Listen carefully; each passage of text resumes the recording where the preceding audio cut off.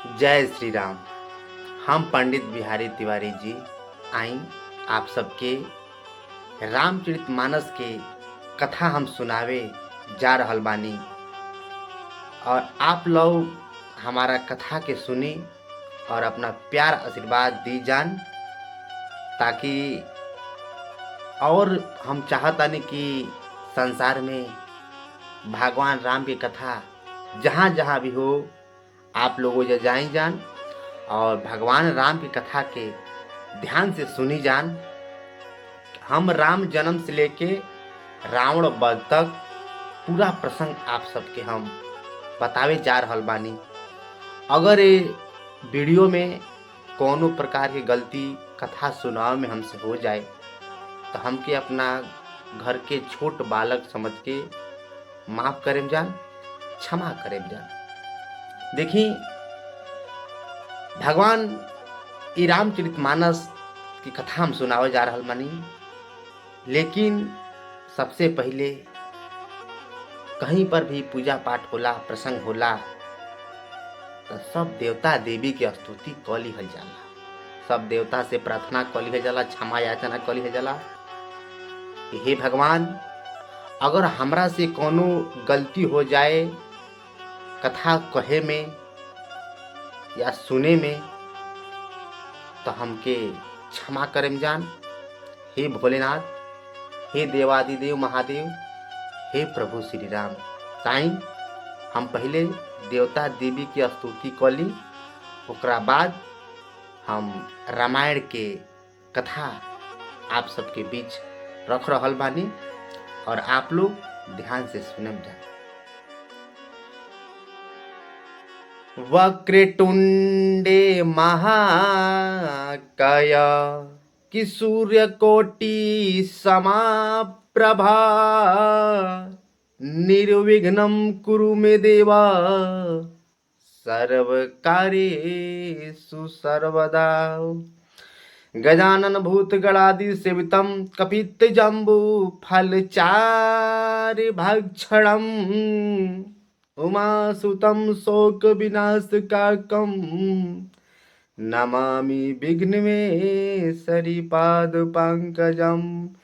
प्रेम से बोलिए गणेश भगवान की जय। कर्पूर गौरम करुणावतारम संसार सारम भुजगेन्द्रहारम सदा वसंतम हृदयारविंदे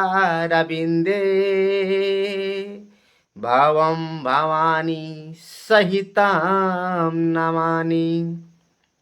नमो नमो बिंदवेश्वरी, नमो नमो जगदम्बे, संत जनों के काज में करती नहीं विलंबे।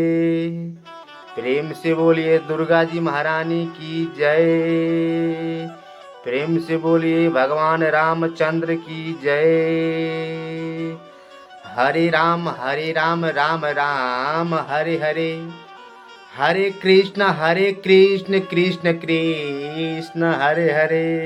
आई आप सबके बीच में हम रामायण के प्रसंग अब हम शुरू कर रहल बानी और आप सब ध्यान से सुनी जान।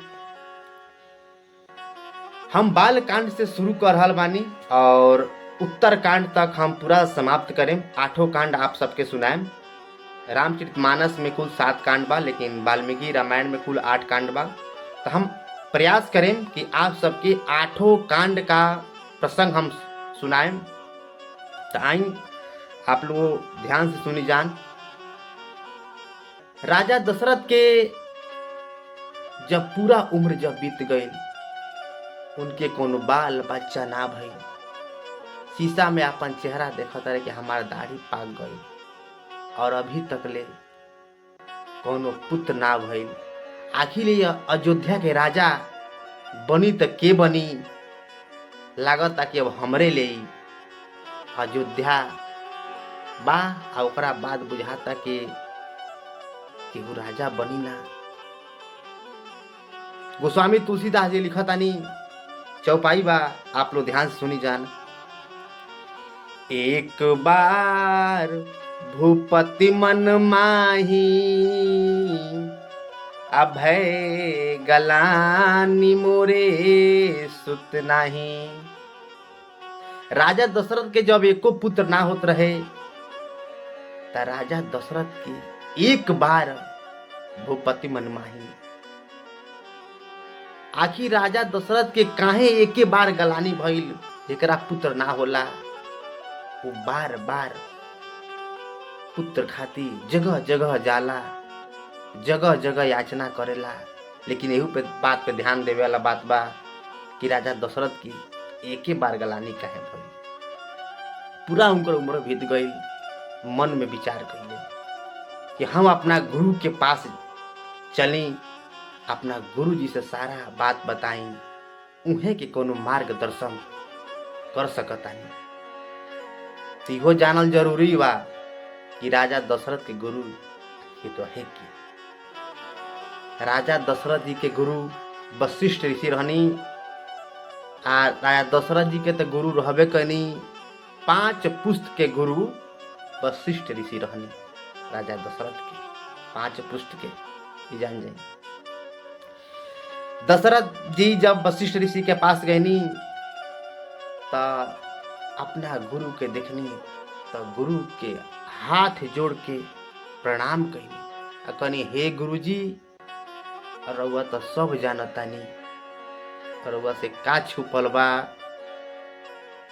हम का बताई, रउआ सब जानतानी। हमारा मन में यह बा कि लागत कि अब हमारा बाद ये अयोध्या के राजा के हुना बनी, हमारा बात सदा सदा के लिए अब समाप्त हो जाए। वशिष्ठ जी कहनी कि हे राजन, तारा पुत्र बा, लेकिन तारा एक जगह जाए के पड़ी। वशिष्ठ जी कहनी कि हे राजन, हम तह के आदेश दे रहल बानी, तू जा आ श्रृंगी ऋषि के बुला के ले आओ, आ वहीं के जब मार्गदर्शन करे तो तारा पुत्र जरूर हुई। अब गुरु के जब आदेश मिल गई तो शिष्य के कर्तव्य भइल कि अपना गुरु के पालन करे, चाहे गुरु कैसन भी होके। अब राजा दशरथ गुरु महाराज कहनी कि तहके जब केहू से मांगे जाई जाला त हाथी घोड़ा रथ पे सवार होके नहीं जाए के, तू अपने पैदल जइह, जाके नम्रता से हाथ जोड़ के प्रणाम करके हम कहिए श्रृंगी ऋषि से। वशिष्ठ जी बुलावा भेज देनी कि श्रृंगी ऋषि, अरे वशिष्ठ बुलावा, आप पुत्र कामेष्टि यज्ञ करावा। श्रृंगी ऋषि और वशिष्ठ जी के द्वारा जब ये पुत्र कामेष्टि यज्ञ जब संपन्न हो गया तो उसमें से अगिन देव महाराज पात्र में, सोने के पात्र में खीर लेकर प्रकट हुए। राजा दशरथ जी ने क्या किए, गुरु वशिष्ठ जी के आशीर्वाद से और आदेश से खीर में तीनों रानियों को बांट दिए। पहले दिए कौशल्या जी को, उसके बाद कैकेयी, उसके बाद सुमित्रा, फिर तीनों रानियों में बांट दिए खीर। फिर कौशल्या जी ने अपने हिस्से में से क्या किए, एक निवाला फिर कैकेयी को दे दिए, और सुमित्रा जी ने भी एक निवाला फिर कैकेयी को दे दिए। तो तीनों रानियों ने खा लिए। कौशल्या से भगवान राम का जन्म हुआ और कैकेयी से भरत और शत्रुघ्न का जन्म हुआ, और सुमित्रा से शेषनाग लक्ष्मण जी का जन्म हुआ। ये कथा हम यही रोक रहे हैं। पहले आपके एक बात बता दे, जब राजा दशरथ के जब कोनो पुत्र ना होते रहे, ये कहीं जाए तो लोग इनके निसंतानी कहे, ताना मारे। केहू भी बा गांव नगर में जिकरा बाल बच्चा ना होला, ओकरा के लोग जगह जगह ताना मारेला, भाई पर्दार यहाँ तक के ताना मारेला। जब अपन भाई पर्दार जब ताना मारी तो गांव नगर के लोग ताना काहे ना मारी। एक बार देव राजेंद्र के सभा में राजा दशरथ जी चले गए। आसन लागल रहे। राजा दशरथ जी आसन में बैठ गई। देवराज इंद्र से वार्तालाप भइल। वार्तालाप जब हो गई ओकरा बाद राजा दशरथ अपना घरे अयोध्या जब आ गई, देवराज इंद्र बोले, ये निसंतानी आया था और हमारा राज्य सिंहासन अशुद्ध कर दिया है। तो का कैले देवराज इंद्र वासन के धोइले पुछवैले, तब वासन पे फिर ग्रहण कैले। तो निसंतानी के केहू देखल ना चाहेला। कोनो भी शुभ काम होला जल्दी बोलाई ना। कहीं यात्रा पे जाता तो जल्दी देख के कहीं जाई ना। तब राम लक्ष्मण और भरत शत्रुघ्न जी का जब जन्म हो गई तो अयोध्या में ढोल बाजा हाथी घोड़ा तीनों रानियों में इतना खुशी के उमंग उठल बा। पूरा अयोध्या के लोग झूमता कि जौना के हमनी के दुख रहला बुझात ल कि अयोध्या के अब मालिक के बाद के गद्दी संभाल ना पाई। वहाँ के पुत्र जन्म ले ला बानी। अब ऐसे बड़ा खुशी का बा। और सब लोग धूमधाम से अपन गावता बजावता नाचता झूमता। यानी तीनों लोक भी झूमता।